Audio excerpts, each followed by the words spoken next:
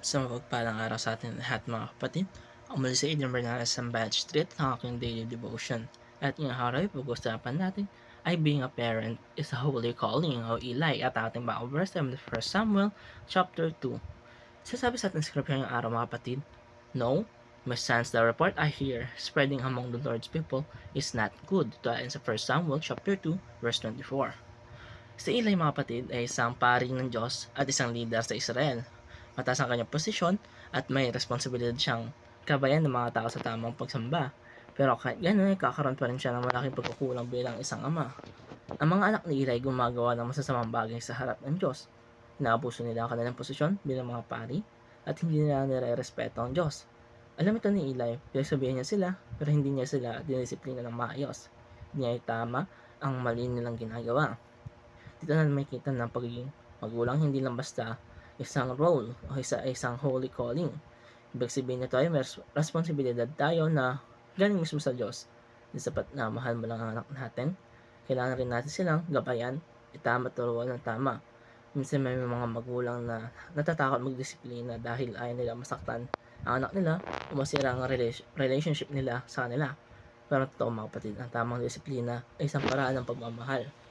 Kung papabayaan lamang, mas mapapahamak ang mga anak.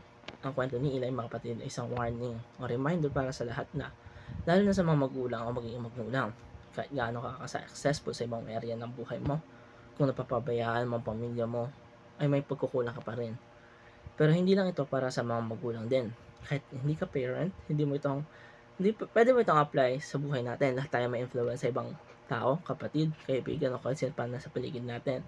May responsibility tayo na mag-lead by example. God cares not just about what we do outside but also how we lead inside our homes.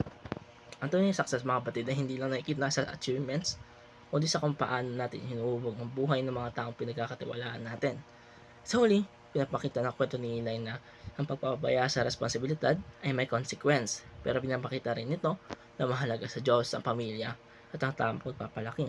Kaya kung mga kapatid, may mga taong pinagkakatiwala sa iyo, pamilya, kapatid, kaibigan, paano mo sila ginagabayan? Sa tama ba natin sila nililid o hinahayaan lamang natin sila? Tayo maging intentional sa pag-guide sa iba, lalo na sa pamilya. Pakita tayo magandang example, magturo ng tama, o kumatakot mag-correct with love. Mga kapatid, dahil parang tayo nagkaroon ng relationship sa iba, o pagka-anak tayo may responsibility sa kanila na ituwid sila o gabayan sila sa tama para hindi sila maligaw ng kanilang landas. At yun nagtatapos sa aking daily devotion. Maraming salamat sa panonood.